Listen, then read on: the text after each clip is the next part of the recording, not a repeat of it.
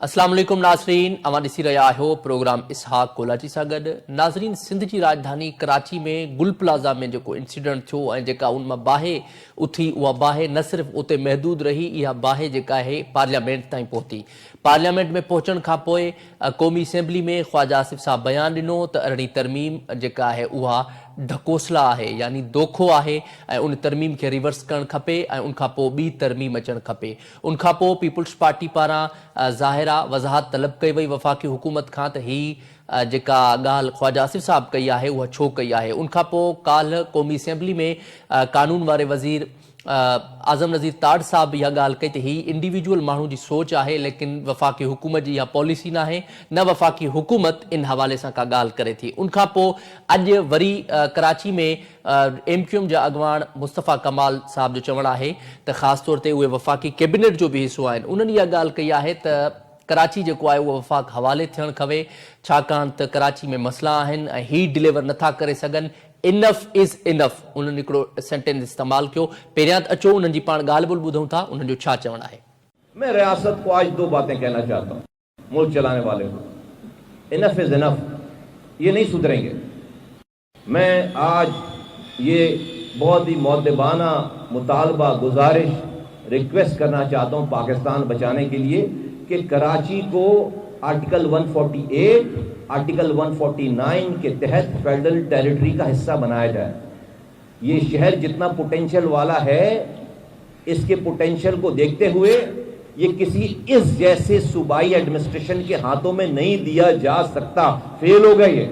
इसको वफाक इसी जुल्फ़कार अली भुट्टो के दिए हुए आइन में आर्टिकल 148, 149 के तहत वफाक इंटरवीन करे और हमें वफाकी दारुल खिलाफा का हिस्सा बनाए।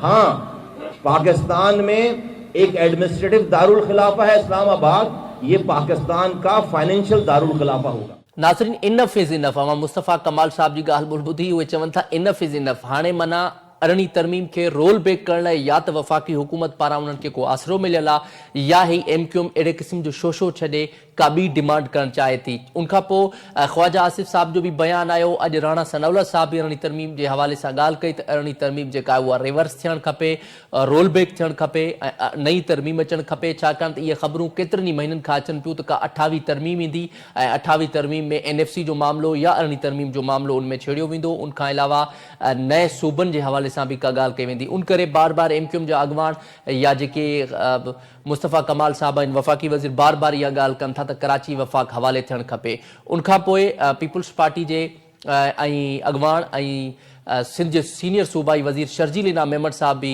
प्रेस कॉन्फ्रेंस कई आहे। अचो त ॾेखारियूं उन्हनि जो छा चवणु आहे। टेम्पर करने की जरूरत है, कराची को ज्यादा सहूलियात देने की जरूरत है उसमें, तो हर आदमी सहूलियात दे। ये बैठकर बातें करना कि मिसाल तौर पर क्या लेट सपोज मैंने कहा कि ये आज 18 अमेंडमेंट नहीं होती तो क्या ये सूरत हाल कुछ तब्दील हो चुकी होती, कि वफाकी हुकूमत आके बैठकर ये आग बुझा रही होती। मैंने कहा कि हम 1100 से ज्यादा जो वाकयात एक साल में हुए, एक साल में 1100 से ज्यादा वाकयात में से सवाई इस वाकये के सारी जगहों पे आग पे काबू पा लिया गया और यही फायर टेंडर्स ने और यही KMC ने और यही 1112 ने वहां काम किया है। नाज़रीन, अवां शर्जील मेमण साहब जी ॻाल्हि ॿुधी, उन्हनि बि इहा ॻाल्हि कई आहे त जेकॾहिं अरिड़हीं तरमीम अगर रिवर्स थिए थी त छा कराची जा मसइला घटि थी वेंदा, या उनखां पोइ कराची जेकॾहिं वफ़ाक़ हवाले हलियो वेंदो त छा वफ़ाक़ हुतां इस्लामाबाद अची करे हिते कराची जा मसइला हल कंदो। कराची जा मसइला हितां जो अवाम, हितां जा माण्हू ई हल कंदा। ज़ाहिर आहे उहो वफ़ाक़ कीअं थो हल करे सघे। उनखां पोइ पार्लियामेंट में क़ौमी असेंबली ॿाहिरां मीडियम शाज़िया असलम सूमरो साहिबा बि ॻाल्हि ॿोल्हि कई आहे। अचो तव्हांखे ॾेखारियूं। ॾिसो, MQM जा त इहे ख्वाब पूरा थियणु मुमकिन न आहे। कराची सिंध जो हिसो आहे, कराची सिंध जो कैपिटल सिटी आहे, कराची सिंध जो ई रहंदो ऐं कंहिं नमूने सां ऐं कंहिं बि लॉ जे तहत सिंध जेको आहे कराची खे वफ़ाक़ जे हवाले न कंदो। मुंहिंजे ख़्याल में MQM जे जॾहिं चवंदा आहिनि न ॿिली के ख्वाब में छिछड़ा, त MQM जे ख्वाब में इहे ई सिर्फ़ु ॻाल्हियूं अची सघनि थियूं, छो जो कॾहिं बि तव्हां माज़ी में ॾिसो त MQM हर गवर्नमेंट जो हिसो रही आहे ऐं जॾहिं बि रही आहे हमेशह ब्लैकमेलर ई रही आहे। हाणे बि उहो ब्लैकमेलिंग वारो ई आहे, न हुन जी कोई अॻिते कोई प्लानिंग आहे न कुझु आहे, ऐं सिर्फ़ु उहो चवंदा आहिनि न ठका छॾनि था पिया। फ़िलहाल इहो ई आहे। नाज़रीन, अवां ॻाल्हि ॿोल ॿुधी शाज़िया ज़लम सूमरो साहिबा जी। उन्हनि बि पीपल्स पार्टी जे बिहाफ ते ॻाल्हि कई आहे त MQM खे ख़्वाब में छिछड़ा यादि आहिनि। जीअं चवंदा आहिनि त ईअं ई MQM खे सिर्फ़ु 9 सूबनि वारो शोशो या उनखां अलावा कराची वफ़ाक़ हवाले या अरिड़हीं तरमीम खे रोल बैक करणु खपे। सिर्फ़ु उन्हनि वटि इहो एजेंडा आहे, ॿियो को बि एजेंडा न आहे। उनखां पोइ वरी बैरिस्टर अली ज़फ़र साहब ॻाल्हि ॿोल कई आहे। उन्हनि जो छा चवणु आहे, अचो अवां खे ॾेखारियो। हमारी फेडरेशन जो कॉन्सेप्ट है, हमारा फेडरेशन का जो आइन में दर्ज है और जिसके ऊपर हमने आइन बनाया है अपना, उसकी खिलाफ वर्जी होगी। ये नहीं हो सकता कि आप एक शहर में कोई मसाइल हों तो आप उस शहर को फेडरेशन के पास कर दें। इसका तरीक़ेकार ये है कि अगर कोई फेडरेशन में सबसे पहली जिम्मेदारी होती है सूबाई हुकूमत और लोकल बॉडी की। अगर वो नहीं कर सकते अपनी, तो लोगों का वह काम है कि उनको इलेक्ट ना करें। नंबर 2, अगर उनको ज़रूरत है कोई मदद फेडरेशन की, तो फेडरेशन की मदद के लिए वो रिक्वेस्ट कर सकते हैं और आप फिर जाके तो मदद कर सकती है फेडरेशन। लेकिन किसी शहर को उठा के ये कहना कि आप फेडरेशन को दे दें, कल को लाहौर का भी ये हाल होगा। हर शहर में मसाइल हैं। PTI अॻवान अली ज़फ़र साहब जी अवां ॻाल्हि ॿोल ॿुधी, जेके कानूनदान बि आहिनि ऐं पार्लियामेंटेरियन आहिनि। उन्हनि इहा ॻाल्हि कई आहे त अरिड़हीं तरमीम जेका आहे उहा आइन ख़िलाफ़ थी वेंदी। जेकॾहिं अरिड़हीं तरमीम खे रिवर्स कयो वियो, सूबनि जो इख्तियार खसियो वियो, इहा आइन जी जेका आहे उहा भंडकड़ी आहे। ऐं उन हवाले सां उन्हनि ॻाल्हि कई त जेका अरिड़हीं तरमीम आहे उहा रिवर्स न थियणु खपे। ऐं उन्हनि to the point straightforward ॻाल्हि कई। उनखां पोइ हींअर पाण प्रोग्राम में आगाज़ कंदासीं ऐं प्रोग्राम में पाण ॻाल्हि ॿोल कंदासीं। पाण खे हींअर प्रोग्राम में जॉइन कयो आहे बज़ात ख़ुदि शाज़िया ज़लम सूमरो साहिबा, MNA आहिनि पीपल्स पार्टी जूं। उन्हनि सां पाण ॻाल्हि ॿोल कंदासीं। Madam, thank you so much for joining my show. Madam, असांखे इहो ॿुधाइजो, MQM पारां बार बार ख़ासि तौर ते कराची खे अलॻि करण जे हवाले सां जेके उन्हनि जो बयान आहिनि, पर हींअर जॾहिं कराची में गुल प्लाज़ा जो इंसिडेंट थियो आहे, उनखां पोइ उन्हनि जी टोन बदिली वई आहे। ऐं उनखां पहिरियां 27 तरमीम में बि उन्हनि जी इहा टोन हुई त कराची खे वफ़ाक़ हवाले कयो वञे, या वरी कॾहिं चवनि था त अरिड़हीं तरमीम जेका आहे उन खे रिवर्स कयो वञे। अवां उन ते छा चवणु चाहींदो? अवां सम्झो पिया त उन्हनि खे को नून लीग पारां को इशारो मिलियल आहे इन हवाले सां? ॾिसो, मुंहिंजो त इहो चवणु आहे त कोई बि माण्हू बग़ैर कंहिं तहक़ीक़ जे कोई ॻाल्हि नथो करे सघे। जेकॾहिं हू पंहिंजी माज़ी खे खणी करे ॾिसनि त हुननि छा छा न कयो आहे। ऐं कराची जा मालिक हूंदे बि, चाहे दहशतगर्दी में मालिक हुजनि या बीइंग अ मेयर, उन्हनि कहिड़ा सुठा कम कया आहिनि। छा उन्हनि खां 12 मई विसरी वियो आहे? छा उन्हनि खां बल्दिया जी जेका फैक्ट्री हुई उहा विसरी वई आहे ऐं हुननि में कंहिंखे सज़ा थी आहे? असां त कंहिंखे बि उहा शइ नथा चऊं, पर मुंहिंजे ख़्याल में पाकिस्तान पीपल्स पार्टी उहा पार्टी आहे जेका हमेशह सभिनीनि खे गॾु वठी करे हलंदी आहे ऐं कंहिंजे मथां बि बग़ैर कंहिं ॻाल्हि जे इल्ज़ाम न लॻाईंदा आहियूं। ऐं उहे शयूं तव्हांखे यादि हूंदियूं त पोयों हर ॻाल्हि या हर इल्ज़ाम साबित थियो ऐं प्रूफ सां गॾु उहे शयूं आयूं। ऐं कहिड़े ॻाल्हि जे करे उन्हनि खे मुल्क बि छॾिणो पियो। मुस्तफ़ा कमाल साहब एॾी वॾी ॻाल्हि करनि था त उहे प्रूफ आणनि। ऐं जेकॾहिं उन्हनि खे को मसइलो आहे त असां हमेशह इहो चयो आहे त सियासतदान हमेशह राज़ी थींदा आहिनि, वेहो ॻाल्हायो ऐं हर मसइले जो। ऐं जेकॾहिं तव्हां कंहिं शइ जे लाइ हिकदमि सां डिसीशन वठणु चाहियो था, कंहिंजे चवण ते कयो था या कहिड़े मूंखे इहो ई लॻे कुझु हफ़्ते में उहा शइ बि साम्हूं अची वेंदी। पर मां इहो सम्झां थी पई त MQM हमेशह, चाहे कोई हो गवर्नमेंट जो हिसो रहिया आहिनि, चाहे उहा सूबे में हुजे चाहे वफ़ाक़ में हुजे, कोई बहितरी वारी ॻाल्हि छो न कई आहे। हमेशह ब्लैकमेलिंग करे पंहिंजी डिमांड छो पूरियूं कराए ऐं ब्लैकमेलिंग करे सोच ॾींदा आहिनि। त इहे शयूं बि उन्हनि खे क्लियर करणु घुरिजनि त उहे कहिड़े एजेंडा ते ऐं कहिड़ी ॻाल्हि ते उहे साम्हूं कंदा, जंहिंजे करे मां इहा ॻाल्हि कई हुई त कुझु अर्से में उहा शइ बि साम्हूं अची वेंदी त उहे कंहिंजे एजेंडा ते हलनि था ऐं छा डिमांड आहे जंहिंजे करे उहे ब्लैकमेलिंग करणु उन्हनि शुरू कई आहे, जंहिंजे लाइ 18th अमेंडमेंट जी रोल बैक हुजे या कराची खे सिंध खां अलॻि करण जी ॻाल्हि हुजे। कराची खे सिंध खां तव्हां अलॻि कीअं करे सघो था? सिंध जो कैपिटल सिटी कराची आहे ऐं उहो सिंध खे या पाकिस्तान खे तोड़ण जी ॻाल्हि हमेशह MQM कई आहे ऐं उहे अॻिते बि मूंखे इहे लॻे थो त उहे इन एजेंडा आहिनि या कोई अहिड़ी ॿाहिरीं कोई अहिड़ी साज़िश आहे जेके पाकिस्तान मुल्क दुश्मन आहिनि या सिंध जा दुश्मन आहिनि उहे अहिड़ी सियासी या कोई अहिड़ी साज़िश करे सघनि था जंहिंजे बेसिस ते हिननि इहा ॻाल्हि करणु शुरू कई आहे। अच्छा मैडम, हाणे त पहिरियां त MQM इहा पई ॻाल्हि करे ऐं जीअं अवां ॻाल्हि कई, पर हाणे त इवन जेके नून लीग पीपल्स पार्टी जी सपोर्ट सां जेका नून लीग जी हींअर हुकूमत क़ाइमु आहे वफ़ाक़ में, हाणे नून लीग जा जेके दिफ़ा वारा वज़ीर आहिनि, ख्वाजा आसिफ साहब हुजनि, राणा सनाउल्ला साहब हुजनि, उहे बि इहे ॻाल्हियूं कनि था ऐं उहे बि चवनि था त अरिड़हीं तरमीम खे रिवर्स थियणु खपे, नई तरमीम अचणु खपे, छाकाणि त कल्ह जे इजलास में ख्वाजा आसिफ साहब इहा ॻाल्हि कई त जेका अरिड़हीं तरमीम आहे उहा ढकोसला बणिजी चुकी आहे ऐं हाणे नई तरमीम अचणु खपे। अवां समझो पिया ऐं अवां उनखां पोइ पीपल्स पार्टी वारनि ज़ाहिर उते एहतजाज बि कयो क़ौमी असेंबली में, पर अवां समझो पिया त अवां जी सपोर्ट सां जेका हुकूमत क़ाइमु आहे उन्हनि जी, उन बावजूदि अवां जे कंसेंसस खे अलॻि करे वरी अवां जे बयान जे ख़िलाफ़ जेके आहे नून लीग बार बार अहिड़ा बयान पई ॾे।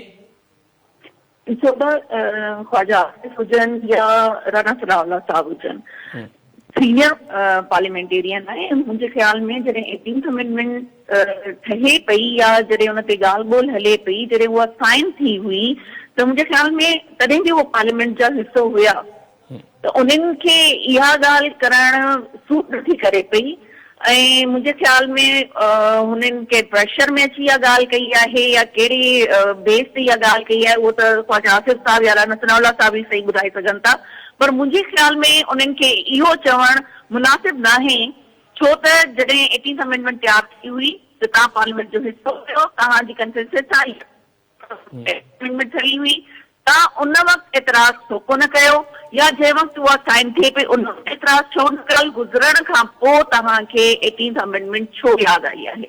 ऐं जॾहिं 18th अमेंडमेंट ठही हुई तॾहिं ई सभिनीनि उन शइ खे एप्रिशिएट कयो हो। हाणे कहिड़ो अहिड़ो उन्हनि खे ख्वाब नज़र आयो आहे जंहिंमें उन्हनि खे 18th अमेंडमेंट रोल बैक करण जी सोच अची वई आहे। अच्छा, उनखां अलावा मैडम हींअर जेकी बयान उन्हनि जा अचनि पिया उन्हनि खां पोइ जेका PTI आहे ख़ासि तौर ते उहा बि अरिड़हीं तरमीम जे फेवर में आहे, उहा बि चए थी अरिड़हीं तरमीम जेका आहे उहा रिवर्स न थियणु खपे। बैरिस्टर अली ज़फ़र साहब अॼु चयो आहे त हीअ जेका अरिड़हीं तरमीम आहे उहा आइनी तरमीम आहे, उहा थियणु खपे ऐं रिवर्स करण सां आइन जी जेका आहे खिलाफ़ वर्ज़ी आहे। अवां सम्झो पिया त इन फ्यूचर जेकॾहिं नून लीग जहिड़े तरीक़े सां MQM खे आसरो ॾिनो आहे, 27 में बि आसरो ॾिनो, हाणे 28 तरमीम में आसरो ॾे, इन केस अगरि तव्हांजा नून लीग सां तालुकात जेकॾहिं ख़राब थियनि था त पोइ अवां पॉसिबल आहे त पीपल्स पार्टी ऐं PTI मिली करे हुकूमत ठाहे सघनि? जेको बि जमहूरियत पसंद माण्हू हूंदो उहो कॾहिं बि 18th अमेंडमेंट खे रोल बैक करण जी ॻाल्हि न कंदो, छो त 18th अमेंडमेंट सां सूबनि जो कॉन्फिडेंस वधियो आहे, सूबनि में कम करण जो कॉम्पिटिशन वधियो आहे, सूबनि में इस्लाह करण जो कॉम्पिटिशन वधियो आहे ऐं जाथे जाथे पॉलिसीज़ ठहण जी ॻाल्हि आहे त सभिनी सूबनि में पंहिंजी हिसाब सां पंहिंजे माण्हुनि जे हिसाब सां पॉलिसीज़ ठाहियूं हुयूं ऐं इहे सभु शयूं जेके आहिनि कोई बि जमहूरियत पसंद माण्हू जेको आहे उहो न कंदो ॻाल्हि। बाक़ी हाणे जेकॾहिं ॻाल्हि अचे थी जेकॾहिं कुझु ज़बरदस्ती कोई डिक्टेशन ॾिए थो पियो या कोई अहिड़ी शइ आहे त उहा ॻाल्हि साम्हूं अची वेंदी, पर मुंहिंजे ख़्याल में जेकॾहिं इहा शइ प्राइम मिनिस्टर साहब सां डिस्कस थींदी ऐं उन्हनि जे साम्हूं इहा ॻाल्हि रखी वेंदी त मुंहिंजे ख़्याल में उन्हनि जी तरफ़ सां कोई ॻाल्हि साम्हूं अची सघे थी। बाक़ी फ़िलहाल असां इहे चई सघूं था त इंडिविजुअल ओपिनियन आहिनि। इहा ॻाल्हि कल्ह जे सेशन में असांजो जेको कानून जो वज़ीर आहे आज़म नज़ीर तालट साहब, हुननि बि इहा ॻाल्हि कई कि इहो डिफरेंट माण्हुनि जो ओपिनियन थी सघे थो, बट इहा गवर्नमेंट जी इहा पॉलिसी नाहे या गवर्नमेंट जी तरफ़ सां कोई अहिड़ो डिसीजन नाहे। उहा ॻाल्हि उन्हनि floor of the house clear कई आहे। हाणे कोई माण्हू छा सोचे थो उन्ही जे लाइ असां उन्हनि खे न असां नून लीग जा स्पोक्स पर्सन आहियूं, न उन्हनि जी ॻाल्हि खे असां कोई क्लियर कंदासीं, न MQM जा असां आहियूं, पर जेकॾहिं ज़रूरत पई जमहूरियत खे बचाइण जे लाइ असांखे ट्रेजरी बेंचिस खे छॾणो पियो त मुंहिंजे ख़्याल में पाकिस्तान पीपल्स पार्टी इन्ही शइ ते डिसीजन ज़रूर वठंदी त 18th अमेंडमेंट खे रोल बैक करण जे लाइ कोई बि अगरि डिसीजन आयो त उन ते असां ज़रूर एहतजाज कंदासीं ऐं जेकॾहिं असांखे ट्रेजरी बेंचिस छॾणियूं बि पयूं ऐं गवर्नमेंट जी सपोर्ट छॾणी बि पई त असां उन जे बारे में बि इहा CEC में असांजी लीडरशिप जी डिसीजन हूंदो त उन ते बि जेकॾहिं नज़रसानी कई वई त उन ते बि सोचियो वेंदो त गवर्नमेंट जो सपोर्ट करणो आहे या गवर्नमेंट खे छॾणो आहे। इहा जॾहिं ॻाल्हि साम्हूं ईंदी त उन खां पोइ इन बारे में ॻाल्हाए सघिजे थो, पर बहितर इहो ई हूंदो त गवर्नमेंट इन ॻाल्हि ते सोचे त सभ खां वधीक सपोर्ट असां उहे माण्हू आहियूं जेके डिमांड ते ब्लैकमेल न कंदा आहियूं। असां बिना कंहिं शर्त जे असां तव्हां सां गॾु वेठा आहियूं, न असां कोई मिनिस्ट्री वरिती आहे, न असां कोई डिमांड कई आहे, उन जे बावजूद असां तव्हां सां सपोर्ट कयूं था पिया हर तव्हांजी पॉलिसी खे, हर तव्हांजे बिल खे, ऐं चाहे उहा कोई भी अमेंडमेंट हुजे, कोई भी लॉ मेकिंग हुजे, असां तव्हां सां गॾु आहियूं बिना कंहिं डिमांड ऐं शर्त जे। त उन बारे में जेसि ताईं प्राइम मिनिस्टर जे साम्हूं इहा ॻाल्हि नथी थिए तेसि ताईं कोई डिसीजन असांजी तरफ़ खां न ईंदो, ऐं लीडरशिप बि तॾहिं ई इहा डिसीजन वठंदी जॾहिं प्राइम मिनिस्टर सां ॻाल्हि थींदी, छो जो हिननि जे नून लीग में पाण में कोई कॉन्फ्लिक्ट आहे, छो जो कानून जो वज़ीर इहा ॻाल्हि करे थो, इहा पर्सनल ओपिनियन आहे, ऐं हुननि जा वज़ीर आहिनि या जेके सीनियर सियासतदान आहिनि उहे अलॻि ॻाल्हियूं कनि था। त इहो उन्हनि जो पंहिंजो इंटरनल कोई मैटर आहे जो उहो पाण हिकु पेज ते न आहिनि। बहितर इहो ई आहे त लीडरशिप सां ॻाल्हि थींदी त उन जे बाद ई कोई डिसीजन वरितो वेंदो।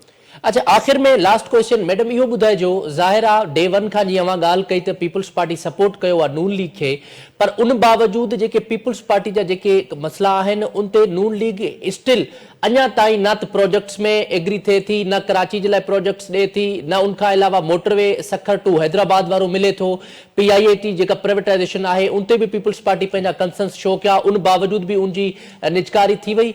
अवां सां बिलाख़िर इहो छो थिए पियो ऐं उनजी वजह कहिड़ी आहे? नून लीग जी आख़िर पॉलिसी छा आहे त अवां पार्लियामेंट में हूंदे ऐं उनखे सपोर्ट हुजण जे बावजूद बि अवां पंहिंजा मुतालबा नून लीग अॻियां न मंझराए सघिया आहियो? ॾिसो त इहा शइ जेका आहे सां ॻाल्हि थींदी तॾहिं ई इन बारे में कुझु ॻाल्हाए सघिजे थो। ऐं इंशाल्लाह तव्हां हाणे रिसेंटली चेयरमैन बिलावल भुट्टो ज़रदारी साहब जन जी ब्रीफिंग हुई हूंदी, उनमें प्रोजेक्ट आहिनि जेके पब्लिक प्राइवेट पार्टनरशिप ते थियनि था पिया, ऐं इंशाल्लाह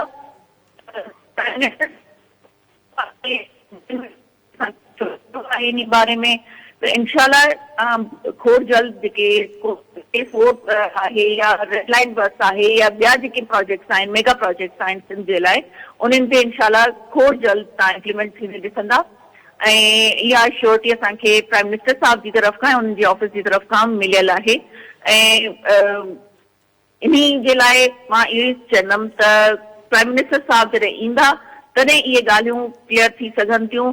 फ़िलहाल असां इन बारे में वधीक कुझु बि न चवंदासीं, छो त जेसि ताईं कल्ह जे बयान जे बावजूद जीअं उन्हनि जे लॉ मिनिस्टर इहो चयो आहे कि इहो डिफरेंट पर्सन ओपिनियन आहिनि, त असां उन्हनि जे लाइ फ़िलहाल कुझु न चवंदासीं जेसि ताईं लीडरशिप जेका आहे पाण अची करे इन बारे में ॻाल्हि क्लियर न कंदी। ठीक है, thank you so much Shazia Aslam Soomro साहिबा फॉर जॉइनिंग माय शो। अवां पंहिंजो टाइम ॾिनो। नाज़रीन, अवां शाज़िया असलम सुमरो साहिबा जी ॻाल्हि ॿुधी, पीपल्स पार्टी जे बिहाफ ते उन्हनि जेको आहे रिप्रेज़ेंट कयो, ऐं ख़ासि तौर ते जेके क़ौमी असेंबली में बि जेकी ही अरिड़हीं तरमीम जे हवाले सां ख्वाजा आसिफ साहब जो बयानु आयो या उनखां पोइ वरी मुस्तफ़ा कमाल साहब जो बयानु आयो, उनखां पोइ पीपल्स पार्टी पंहिंजे हिन मौक़िफ़ ते नैरेटिव ते क़ाइमु आहे। क़ौमी असेंबली में बि अहिड़े क़िस्म जी जॾहिं ॻाल्हि थिए थी उन ते पीपल्स पार्टी वफ़ाक़ी हुकूमत खां नाराज़गी जो इज़हार बि करे थी। ख़ासि तौर ते अरिड़हीं तरमीम जेका आहे रिवर्स करण जे हवाले सां पीपल्स पार्टी जो मौक़िफ़ चिटो ऐं वाज़े आहे। ऐं ॿियो जेको कराची खे वफ़ाक़ हवाले करण सां जेका MQM जो बार बार हिकिड़ा ख्वाब आहिनि, उहे ख्वाब ई रहंदा, छाकाणि त पीपल्स पार्टी जेसि ताईं इवन जेकॾहिं क़ौमी असेंबली में उन्हनि खे अक्सरियत मिले थी, ॿियनि सूबनि में बि अक्सरियत मिले थी, लेकिन इन मामले ते सिंध असेंबली ऐं KP जी असेंबली कॾहिं बि MQM जी इहा ख़्वाहिश जेका आहे उहा पूरी करणु न ॾींदियूं, छाकाणि त इहा अमेंडमेंट जेका आहे सूबनि खां बि रिवर्स थींदी ऐं तॾहिं वञी करे अरिड़हीं तरमीम ख़तमु थींदी। सो उन हवाले सां प्रोग्राम अवां ॾिठो, हिते प्रोग्राम जारी आहे, हिते वठंदो शॉर्ट ब्रेक, स्टे विथ अस।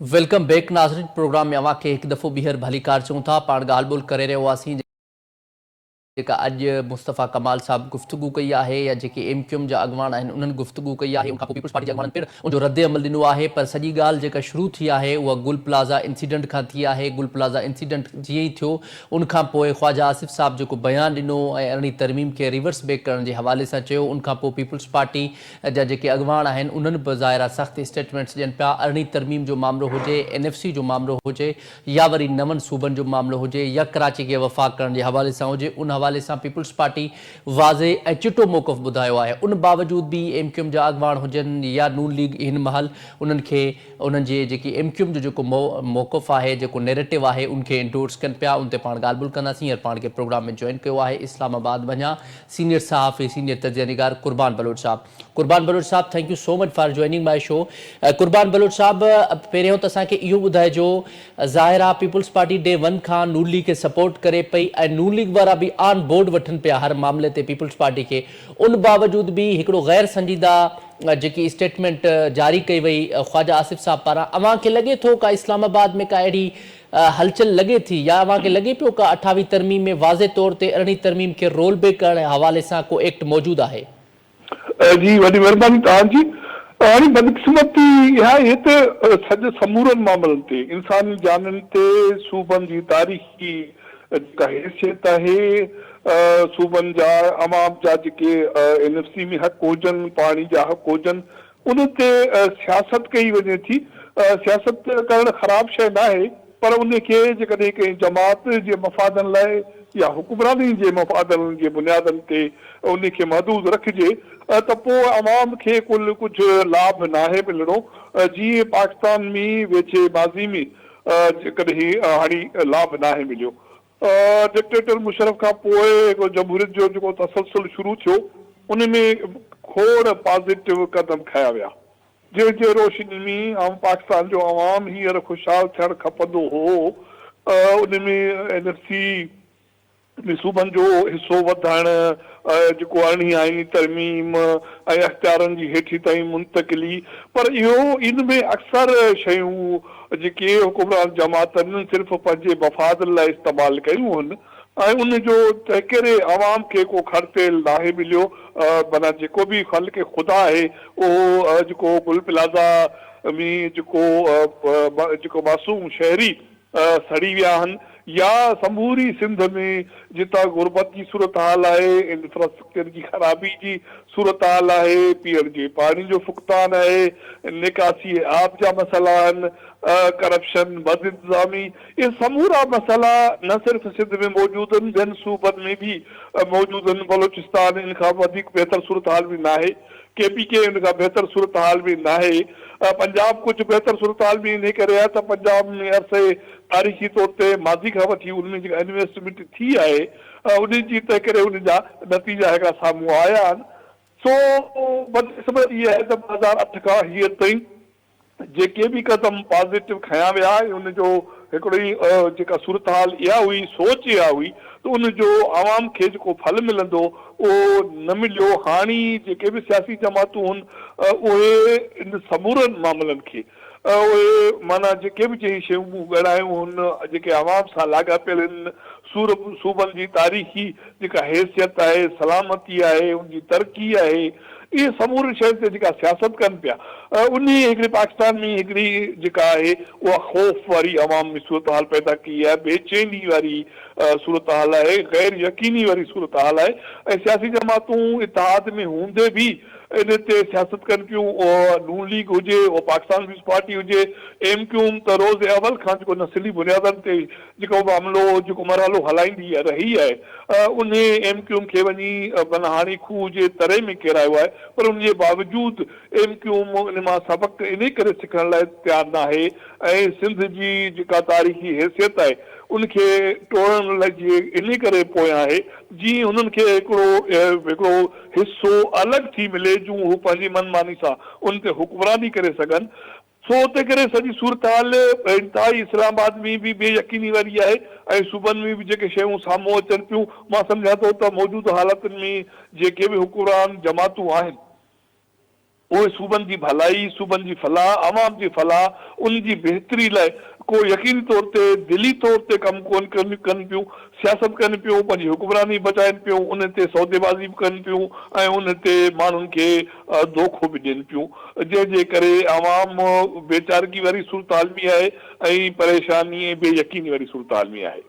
अच्छा कुर्बान बलूच साहब, अवां इस्लामाबाद जा सीनियर सहाफ़ी आहियो, अवां जा छा ज़रिया आहिनि? अवां खे लॻे पियो त कराची जे हवाले सां का हिकिड़ी साज़िश कई पई वञे, ख़ासि तौर ते अहिड़े क़िस्म जा जेके हादसा थियनि था त रेंडमली वरी MQM जा कुझु जेके माण्हू आहिनि इहो बयानु ॾींदा आहिनि त कराची खे वफ़ाक़ हवाले कयो वञे, ऐं ॿियो इहो बि ॿुधायो जेकॾहिं इहो हादसो कंहिं ॿिए सूबे में थिए हा त अहिड़ी हाइप क्रिएट न थिए हा जेतिरी हाइप हाणे क्रिएट थी आहे।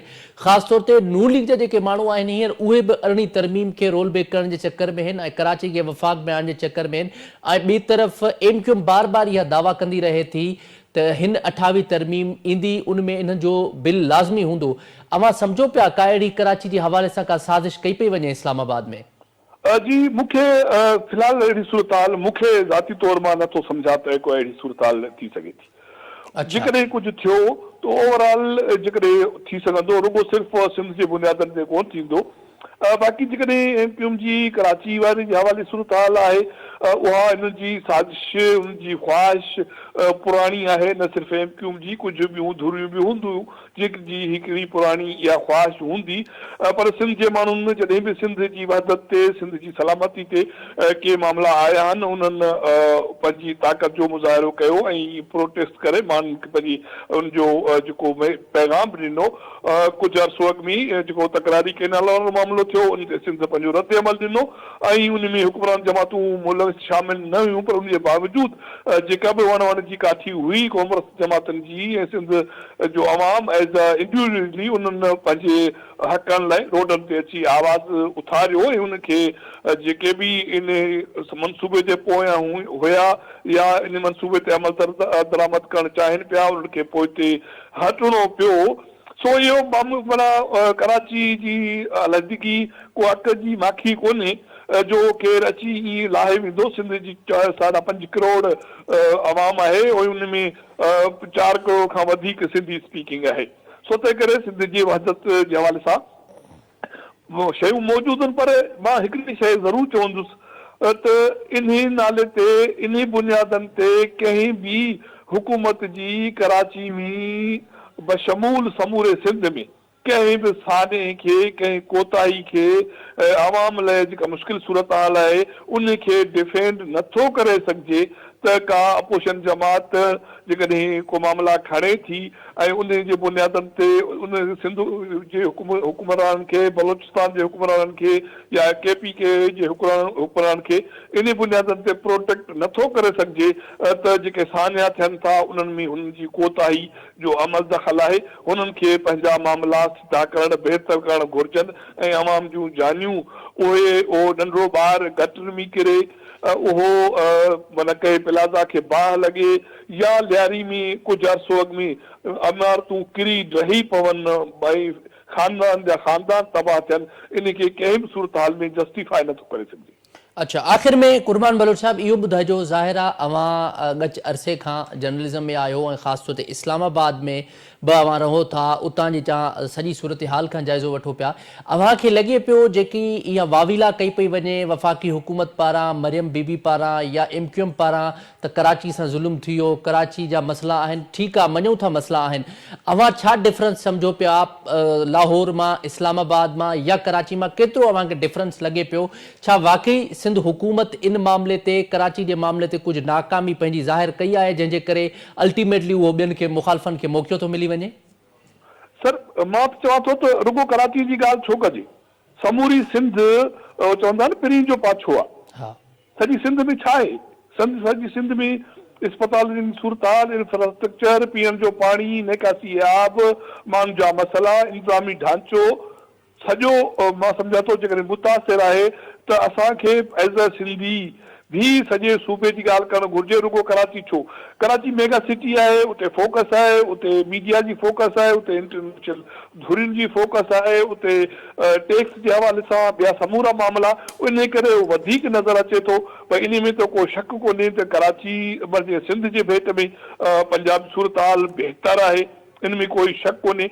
ऐं ॿी हिकिड़ी ॻाल्हि मां तव्हांखे ॿुधाईंदो हलां, त ही 17 साल पाकिस्तान पीपल्स पार्टी जी हुकूमत ब्रीफिंग्स मीडिया कैंपेन्स सभु शयूं हलाइण जे बावजूद इस्लामाबाद पावर कॉरिडोर पंजाब ऐं ॿियनि सूबनि जो अवाम इन ते मुतमिन नाहे ऐं उहो इन ते एतबार करण लाइ तयारु कोन्हे त को सिंध में बहितरी थी आहे।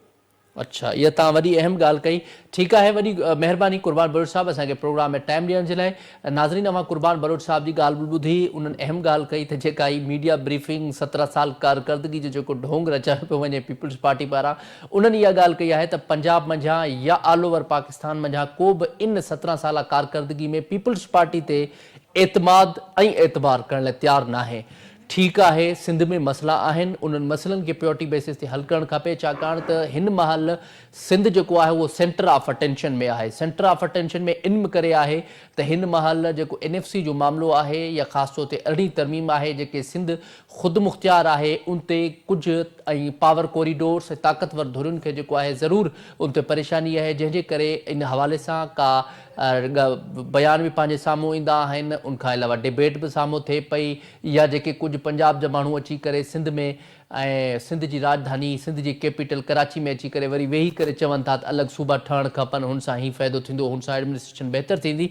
इहा हिकिड़ी साज़िश आहे, पीपल्स पार्टी खे उन हवाले सां सम्झणु खपे, बजाए पॉलिटिक्स जे आम तौर ते इन्हनि इशूज़ खे रिज़ॉल्व करणु खपे, तॾहिं 17 साल कारकर्दगी खे ऑल ओवर पाकिस्तान 17 साल कारकर्दगी मञियो वेंदो। प्रोग्राम पंहिंजी पुॼाई थो पहुचे, मूंखे इजाज़त ॾींदा, अल्लाह निगहबान।